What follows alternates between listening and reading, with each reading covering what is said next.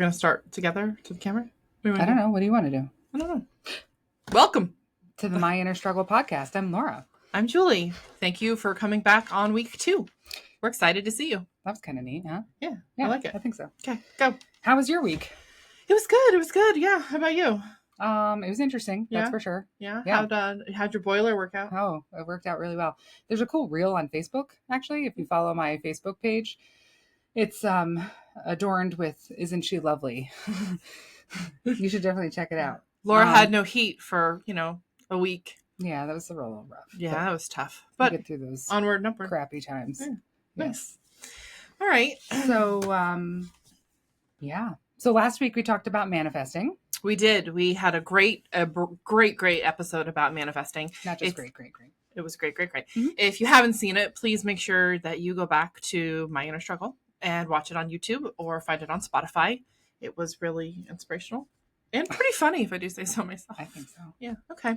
Out of our podcast last week, though, we did have a really fantastic question by Heidi. So thank you so much for, commenting and sharing your thoughts with us. And this is something that Laura and I discussed and we really wanted to bring to you guys for a question. And Heidi's question was, we spend as moms so much of our time making sure that everybody else has everything that they need, right? Mm-hmm. So what can we manifest for ourselves?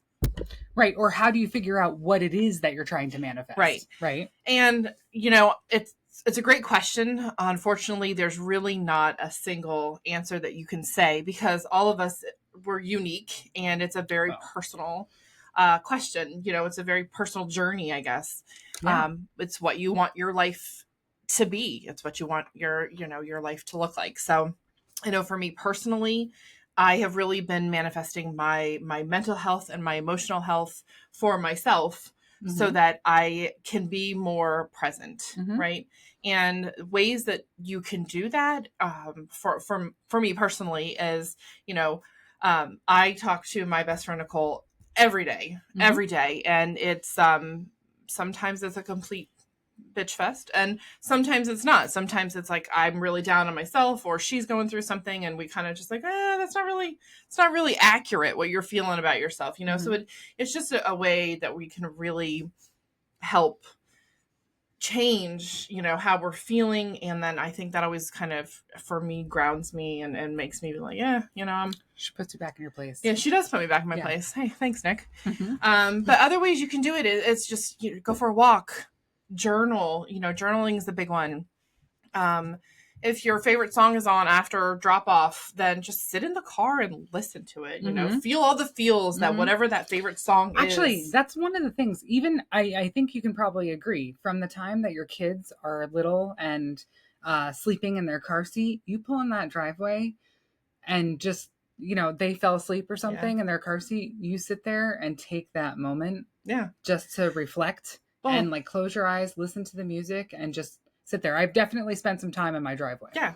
And I think it's important too because, as we know, as soon as you are out of that car, everything changes. Everything changes. Yeah. Everything's coming at you.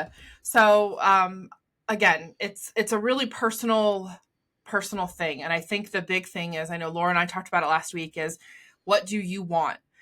The key is trying to figure out, and it's ever changing and it's an evolving question as you grow, as your wants grow, as your needs grow, it changes. But once you kind of have that broad, what do you want? Then you can really decide, okay, well, how am I going to get it? How am I going to manifest that? But what we talk about a lot is self-compassion. So it's a really life process, right? Yeah. To really try to change yourself and just be kind to yourself while you're doing it. Everybody is going to make mistakes, and it's kind of what you do from those mistakes that really dictate kind of how your life's going to go. Right. So, I mean, that's just one question we had. Again, keep them coming. We love it. I actually want to add something to that. Yeah, please. Actually. So one of the things, I am a single mom. I got divorced almost 5 years ago. And when I was going through my divorce, I was actually, seeing a therapist and working on myself. And when we were separating, my ex-husband and I had a conversation about dating, and he was very strong in the fact that he wanted to make sure he wasn't going to be alone, and I totally can understand that. And I said at the time, like, I'm not going to, but you know, if you want to, then do it. And I remember talking to my therapist about it, and she had said, you absolutely should date. You both should date and learn as much about yourself as you can. And the funny part was, it's like, how does that even relate, right? So when you go on these dates, people are asking you questions that you haven't asked yourself in In a long fucking time. forever, right? Like, what do you like to do for fun? And then it's like, crickets. I don't know. I don't have So fun. even if you're not going through a divorce or you are divorced, date yourself. So think about the things that you might like to do, or that you sort of, you know, those are the things that when you're driving in the car, you kind of get lost thinking about, like, you know, I'd really like to, you know, hike more, or, you know, visit the beach more, or something like that. And, yeah, start doing those things, start trying new things. And I think that really, once you expose yourself to more out there, you know, it just opens your eyes to a whole different world. And again, you don't have to be divorced or getting a divorce. You can do this together as a couple. It can be exploratory or whatever, to figure out what you might want to manifest. But if you don't expose yourself to something different, you don't know what's out there. Yeah. So that's kind of, you know. No, that's a really great insight, because if you're like you said, you don't have to be divorced. No, not at all. You know, but I mean, I sat down with somebody and they asked me right now, you know, what do you do for fun? I'm like, oh. Right. Like those first know? couple dates I went on, Yeah. it was like eye-opening. And then I'm like, I don't know. And especially when you're on like dating apps and stuff like that, the first question always, what do you like to do for fun? And it's like the same fucking thing over and over again. Yeah. But this is after, you know, 5 years of being in this or whatever. Yeah. But really date yourself. Start reading books. Just learn, you know, if you want to learn a new language or whatever, but expose yourself and get uncomfortable. That's when you get out of your comfort zone. Uncomfortable. If anybody did not see Laura's reel on Facebook, right? You put on my inner circle, the uncomfortable. No, that was on YouTube, right? Get uncomfortable with me. Yeah. So get uncomfortable with me.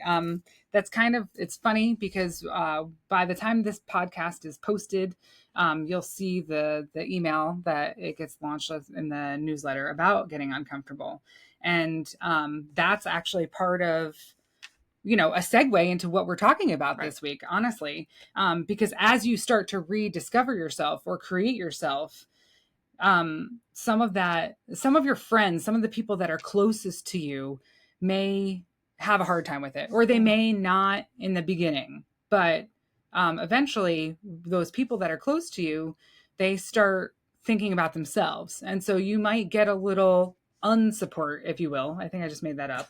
Or, you know, some passive aggressive comments or things like that. I've heard all sorts of things, and it's like, oh, you're doing that now, or, you know, oh, I guess we're on a fitness kick or something like that. Those are not supportive comments, and you will probably encounter them at some time. And what we do with those words is really important, right? It is important, which kind of ties us into this week's topic of redirecting your thoughts, you know, pivoting from going down a spiral of negative, non-helpful thoughts to a more positive outlook. Right. And exactly how can we do that? How does it make sense? What are different ways? So we're going to just kind of go through some and give you some real life world examples. Right. And you know, it's super important that you realize that this is a lifelong process. Yes. Be gentle with yourself and give yourself grace. If you are kind of a negative thinker, or you've been stuck for a long time, those negative thoughts are kind of what you gravitate towards because it's comfortable. Yeah. So getting uncomfortable and putting something else in its place is super important. Yeah. Right. So like you said today, your voice is the one voice you hear every day, right? Yeah. I'm like, I do hear myself. She is a guru. Yes. She doesn't even realize it. But yes, the number one voice that you hear all day is your own. So if you're constantly putting yourself down, that's how you're going to feel. And that's not really fair. You should talk to yourself. What, Julie? You talk to yourself the way you would talk to the person you love the most. Right. So whether it's Laura, your kids, your spouse, whomever it is, If Like your best friend. yeah, right. If I am saying to myself, I'm a terrible mother, I don't deserve the happiness or whatever the case may be, I would never in a million years say those things to Nicole, for instance. Well, she would kill me. But when she hears me saying those things about myself, it's no, you're not. Right. Those kids are just bad. They get it from their dad. Right. Exactly. Right. Whatever the case may be. But don't speak to yourself how you would not speak to somebody who you love. Right. And if you are, let us help you figure out how not to do that like anymore. Send me an email. I need to help you because Yes. it's too, life is too fucking short to worry about, any of that stuff. Yeah. So let's talk about ways that we can redirect our brain. We can redirect our thoughts and our hearts. Mm-hmm. Mm-hmm. Give me some. So my biggest one, honestly, is practicing gratitude.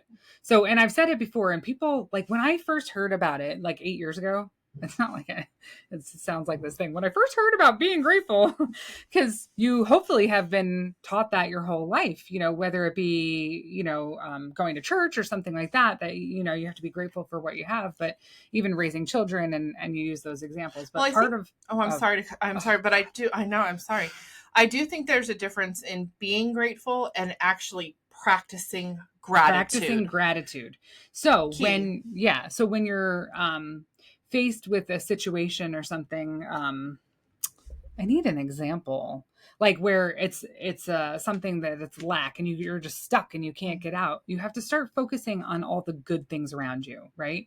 I had a coaching client that was having trouble just getting moving, and everything was negative, and I encounter that a lot because I'm involved in a lot of transformation with my, my coaching practice. And even as we consult with, CEOs and stuff like that, like they're accustomed to one thought, right? So, but if we're constantly focused on that negative stuff, nothing's ever going to change. So practicing gratitude and actually thinking about, okay, well, my fucking boiler died last week, right? Yeah. Okay. Well, where is the gratitude? Like, okay, that sucks. Where's the gratitude in that? Well, the gratitude is that I am really incredibly grateful that I had space heaters, for one, that I had a friend's house that I could shower at, that, my kids were able to stay at their dad's house, so they wouldn't be cold at night. Those are, it's kind of like a tough situation, right? And there were a few tears over that last week. Yeah. And, which are perfectly acceptable. Yeah, things get overwhelming sometimes, but if you focus on the, I could have easily just sat in my bed and covered the covers over my head and just sat there crying and feeling sorry for myself. Yeah. But if you want to make a change and move forward, you have to practice gratitude. There's no other way about it. Yeah. Around it. Through it. I don't know. Anyway, you go now. You tell me one. Another really big one is, mindfulness, being mindful of exactly what you're saying to yourself, because so many times you can feel like, oh, I'm just not good enough. But do you hear yourself? Mm-hmm. Do you hear yourself saying it? Are you aware that that's the message that you're telling yourself? Right. And as soon as you are, flip it into something completely different, right? Just flip it. So it may not be, oh, I'm not enough. No, I am enough. I have a good example for that. Please, if I can interrupt. Yeah, of course. Okay. When I was in grade school, I can remember they didn't call it mindfulness then. I mean, this was like 5 million years ago, but you look really good for 5 million years old. Thanks. It's the Botox. Thanks. So they didn't call it mindfulness, but, and it was with other people, but it'll come together, I promise. But like, so when a teacher would catch, like a kid putting down somebody else, they'd stop them in their tracks and he'd say, give them 2 put-ups. So instead of a put down, right? Oh, okay. So give them 2 put-ups. So I can remember this kid. I don't remember his name, but he was sort of like I don't know, somebody that you didn't really want to mess with, right? And he had called somebody stupid or something like that. And the teacher stopped him right in his tracks and said, give him 2 put-ups. And he's like, all right, I like your sneakers and I like your shirt. Okay. So if you think about yourself, and you wake up in the morning and, one of my things that I struggle with is, my physical body, or I've had issues, accepting myself in the past, whereas you're picking out clothes in the morning and what happens? Then you're like, oh, like I can't, nothing fits, whatever. But if I'm doing that to myself all day, I'm not going to get anywhere, right? Right. So maybe give yourself 2 pull-ups, right? It doesn't fit, move on. There's something that we love on ourselves. You know what? I'm a wonderful person. I'm an amazing person, and I really care about people. And those are 2 pull-ups. Yeah, no, that's fantastic. That's a great. Was it really fantastic? It was fantastic, and that's also a really great practice, and it's so simple. Yeah, and it's so simple. You have to be able to find 2 things about yourself in any given situation on any given day, and hopefully they're 2 different things if you need them. They're not always the 2 same things, but right. I mean, it's true. It's well, and it doesn't have to be. It's not always a physical thing either, right? So we have to remember that. So if you're on Facebook, follow My Inner Struggle, look it up and follow that. Every day I give you a daily affirmation. So and my clients, I'll usually challenge them to come up with a handful of things that you can sit down and say to yourself every day, whether it be in the mirror, which I hope. Sometimes I even have these cards that I give out, that have the positive affirmations in them, and stick it in the visor in your car. So when you're sitting there at soccer practice and you're whatever, read them to yourself. The more you repeat those positive things and affirmations, mantras, whatever you want to refer to it as, the better. So join the Facebook page because I do post a positive affirmation every day. And sometimes it's, I am successful, or I am financially abundant, or I love myself. And it pertains, everybody can relate. I know you can. Yeah, absolutely. Yeah. What's some other ways that we can really change our negative thoughts into something positive? So one that really has been resonating with me a lot lately, and I've practiced before, but especially now, is challenging those negative thoughts. Okay. So like if I feel, so like I suffer from anxiety, and I know you're a bottler. So I used to be a bottler, and maybe that's why I feel so much anxiety now. But it's pretty managed at this point. It doesn't really happen. It has been lately because I've been going through some rough shit lately. But I find that like when you say you're at, maybe I'll give like a good like mom example, a PTA meeting, which I don't go to those, but let's not talk about that. So PTA meeting, say, and you see this one person that maybe makes you feel a little bit less, and there's no, maybe it's the way that they talk to you or something like that. And you might get that feeling right in like your gut or in your chest. And you can pause and go, well, why am I feeling this way? Is it like why? Yeah. It's a big challenge, the thought. Why am I feeling this way? When you break down that negative thought, you'll probably, hopefully, sooner than later, come to this conclusion that you're like, it really had nothing to do with them at all. And you worked through that negative thought. So maybe seeing Sally at the PTA meeting and the way she would say hi to you sort of is triggering something from your past or just a feeling that you have about yourself. But if you break down those why, like, why am I feeling that way? It actually changes things a lot. Yeah. That's a good one. Another really great way is surround yourself with positivity, right? The more you can surround yourself with positive people, positive places, positive things. Well, they say, right? You are the 5 people that you hang out with most in your life. You are a combination of them. So if you are hanging out with people that are not challenging you, are negative, are putting you down, aren't supporting you, that's what you pick better people. I mean, it's not, either like, fine, if you want to stay in that space, that's all well and good. But if you're teetering on the thought of changing and becoming more positive, it's time to level up. Yeah. That is actually the phrase of the week. That is the phrase of it's the phrase of the week. Yeah. But that's 100% accurate. You 100%. I mean, she's just on top of her game today, people. It's so fucking crazy. You have to, and not only just for you to surround yourself with positive people, but you need to be the positive person that others want to be surrounded by. Oh, I do? She's working on it. All right. But you want to be the one who helps people to reaffirm that they have all these great qualities. I actually do. Yeah. And you want to show your love and give all of the gratitude that you have to others. And because then that will just make them do the same for someone else and for someone else and for someone else. And eventually all of the people that we come in contact with. I know that that's a very naive way of thinking, but you know, hopefully most of the people you come in contact with are here to watch you win. They're here to I pick you fucking up. hope so. Right? Because what else are they here to watch you for? Well, You don't yeah. need those negative people in your life, and you definitely don't need the ones that aren't supporting you. Absolutely. Mm-mm. Yeah, absolutely. Life is too short, and it's crazy the amount of behavior that people tolerate. It's allowed. Yeah, and yeah, it's kind of crazy. So if you find yourself ever getting those negative thoughts or feelings about anything, like, don't stay stuck. It's okay, you know, if you're grieving in a situation, or, you know, if you're having trouble navigating where to go, but don't stay there. Right. Get up and move. Honestly, that's another great one. Really, like if you're in that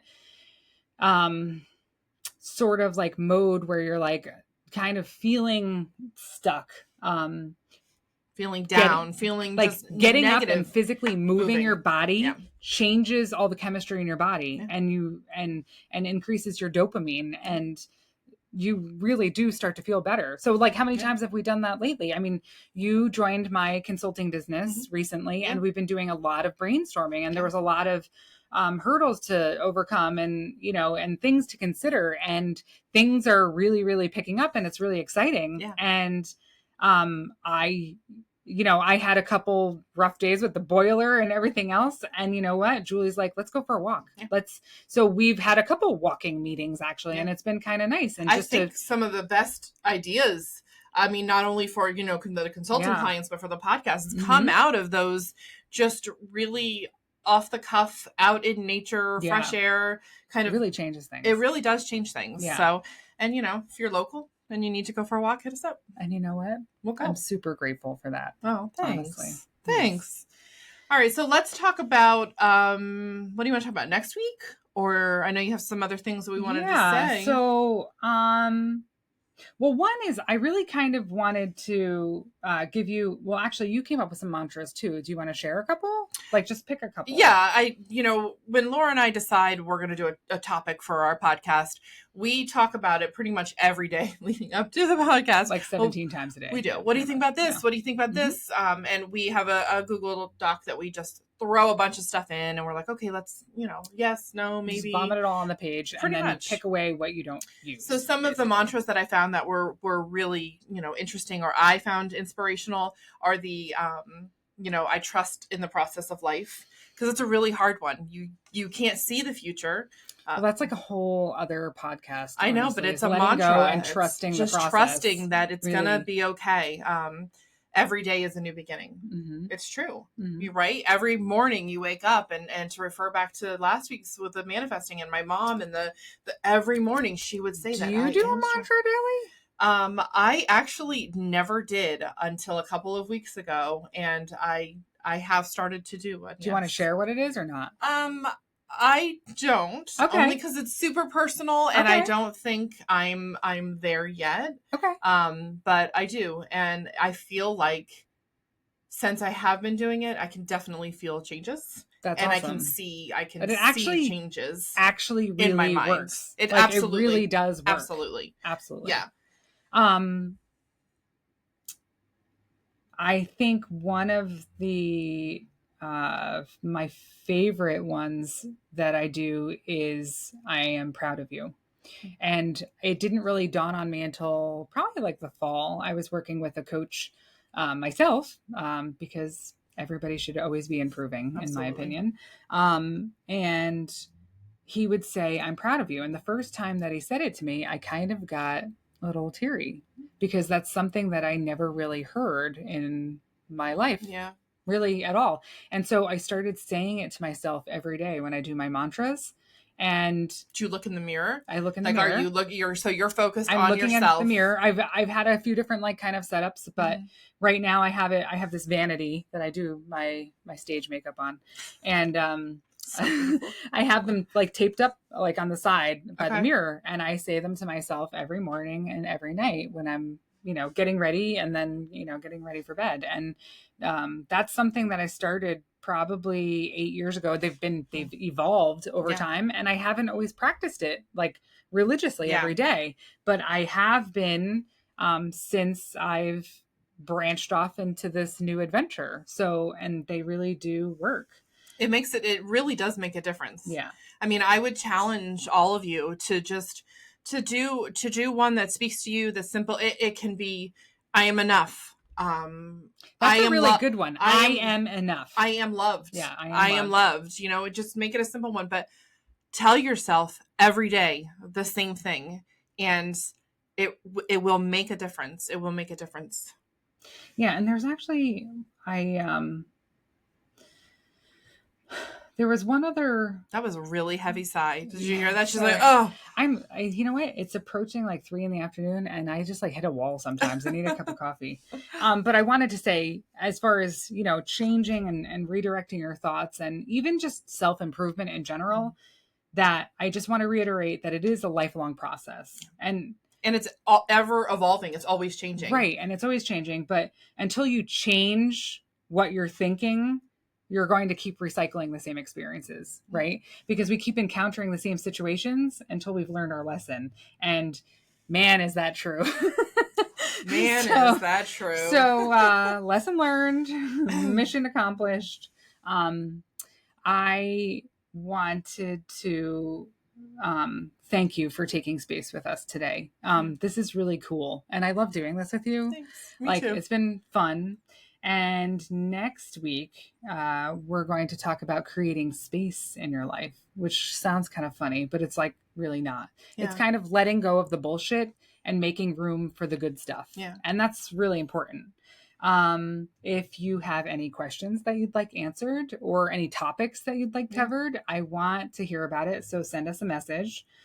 Make sure that you subscribe on YouTube, because we are the fastest growing podcast. We are. Yeah.